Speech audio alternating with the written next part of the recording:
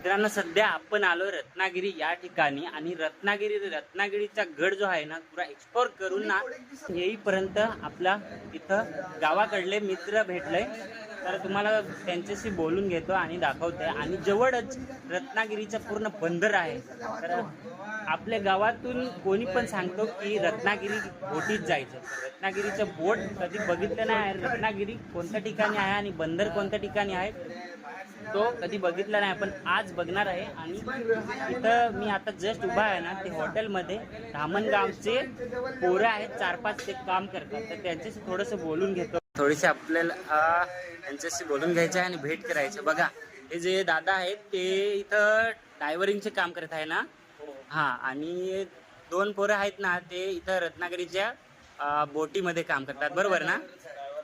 ड्रायव्हरच आहेत, हां, तर दोघे आहेत ना बोटीत काम करणारे, हां बरोबर।